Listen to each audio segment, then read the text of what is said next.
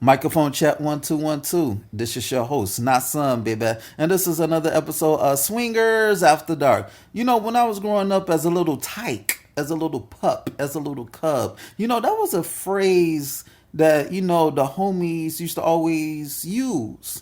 And one of those phrases is that church girls are freaky deaky. And I always thought about that. It's not the fact that church girls are freaks, it's just the fact that, people have their natural urges. You understand me? Because we're humans at the end of the day, and sometimes you want to unleash the beast. But in this particular episode of Swingers After Dark, I wanted to interview a nearest dearest friend of mine. She's in the church heavy. She's very into the church. She's into the scriptures and all that good stuff. But you know what they say sometimes, the flesh could be weak when they get down to the nitty gritty, itty bitty bang bang. But I wanted to ask her some questions about leading up to her getting down and dirty with moi. So, Miss Lady, I'm gonna call her Miss Lady to protect the guilty because I treat my guests who want to stay anonymous as if they're in the witness protection program. You dig? So I just want to ask Miss Lady. It's like we met on Facebook, on social media, and we did our thing, whatever that means. I'm not gonna get all detailed into it because what happened that night stays that night. Well, I guess people know what happened that night since I'm low key snitching, snitching, snitching. But anyway, so how did when okay, I sent you the friend request, right? Right. So I sent you the friend request and you accepted it. You probably didn't know who I was or who I be's, but did you ever think that you'll get to the point where you will come to my place and get smashed? I thought you weren't telling the people. But no, I never thought about it. Why you never thought about it? I mean, it's Facebook, so Listen, I'm handsome, goddammit. So let me listen. So there was no inkling. No, there was nothing. Why not? Well, first of all, I didn't know you, so yeah, it's like, where do we go from there? Accept the request and keep it moving. Wait. So you never saw my pictures and my mojo on my page and said, I may have to get him the draws. No, I was more interested in your books, actually. Oh, so you're a sapiosexual, huh? you like knowledge is an aphrodisiac, huh? I'll plead the fifth. You plead the fifth, sixth, seventh, eighth, ninth, 10th, man, and them 10 inches of me. Ow. But back to the lecture at hand. So, what was that turning point where you thought to yourself, I want to meet him? You kept harassing me. I kept her. See, she's trying to front on me. I'm gonna let her slide with that because her sarcasm is up the charts. You know what I'm saying? So I'm gonna let her slide down that alcoholic river on a blade. You understand me? So but okay. I was supposedly, allegedly harassing you, but you did not unfriend me. You did not block me. So what it was about me that kept you intrigued? There was this one picture that you had posted. I think you were maybe in an island or something, on an island, and you had this white type of skirt looking. No, wait. Rewind. It was not a skirt. It was it wasn't even some wrong. It was like see-through pants. Okay, pants, whatever. And I saw what I needed to see. So I said, let me hold on to this guy for a little bit. See, family, she got dickmatized. So, the picture she's talking about is the picture that I had taken in Hedonism 2 in the Grill Jamaica in 2015. And for those who have been living under the rock, Hedonism 2 is like a nudist resort in the Grill Jamaica. I think everybody should go. Yes, you'll have fun. It's a nude side and a prude side. Well, the prude side is really clothing optional, but we call it prude for a reason because I be in the nude. But anyway, so it was that picture that sparked the interest. Right. So how did that spark turn into a 4-alarm blaze? Oh, she blushing. Anyway, Time out. I don't know actually. I don't remember. I think you just said something right that obviously sparked something in me that needed to find out more.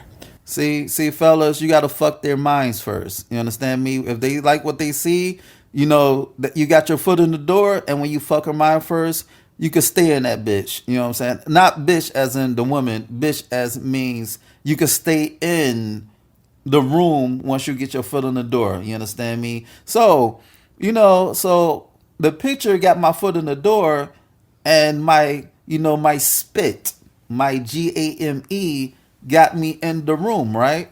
Right. Okay. See, Yes. see, not she. Okay, whatever. But anyway, see, fellas, you gotta converse with a woman and accept a woman in her totality and get to know her. There's nothing wrong with being friends with a woman to get to know her. Don't be a Neanderthal.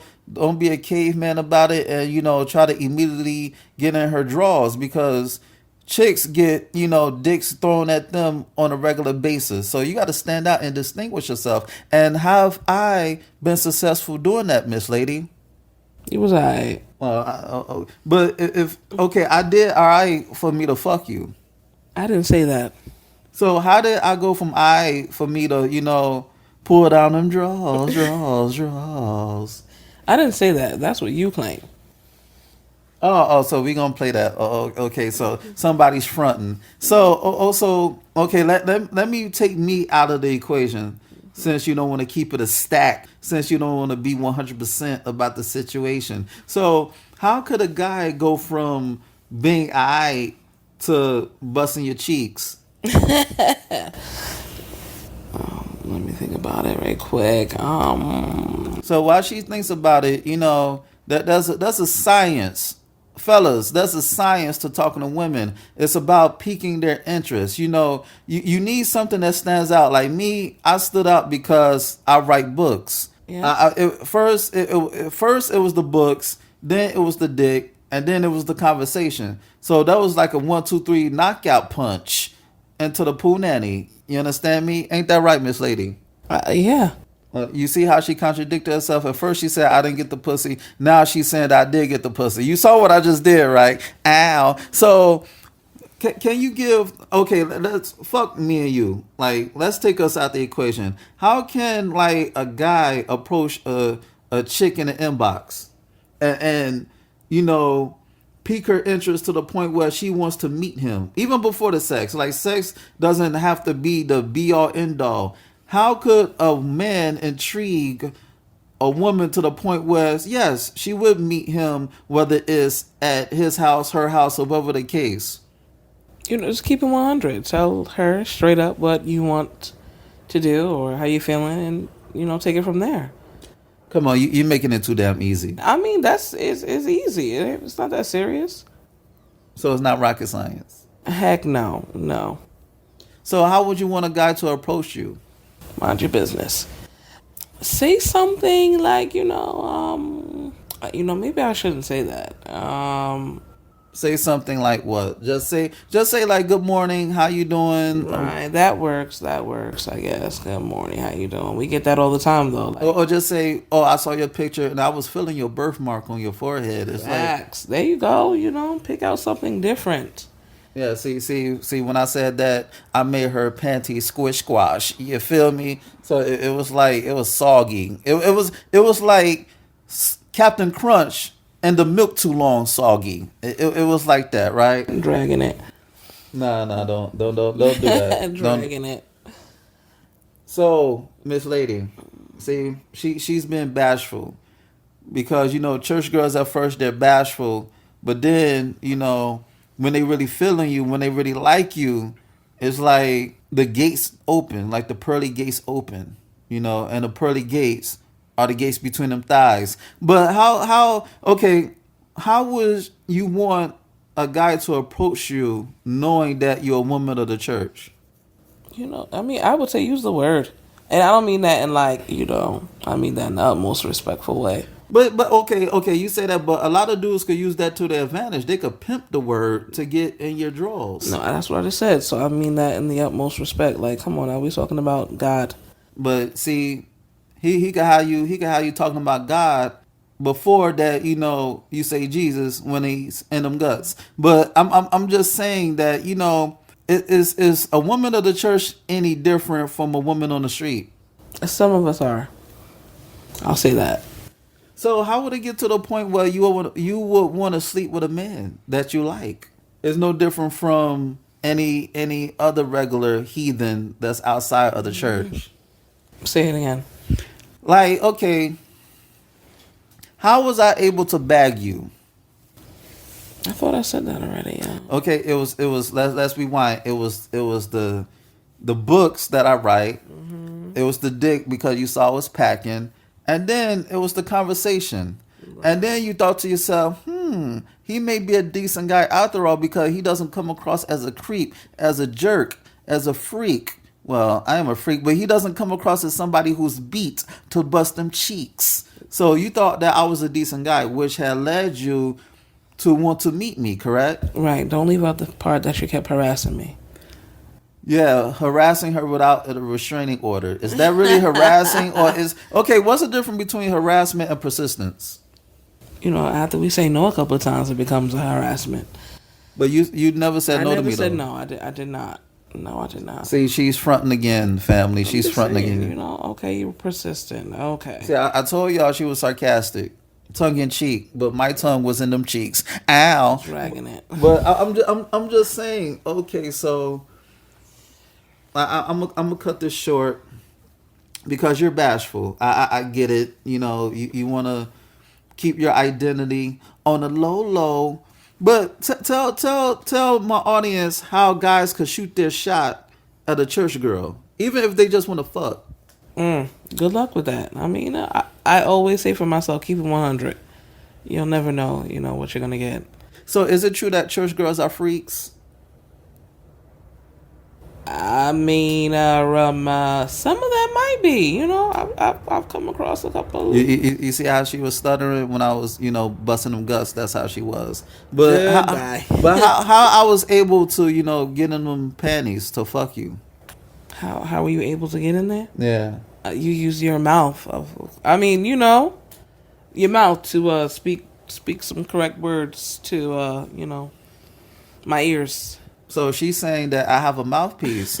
And also she's saying that fellas, tell women what they want to hear, but you got to be sincere at the same time because you don't want to lie because you don't want a woman to be vindictive to the point where she despises you.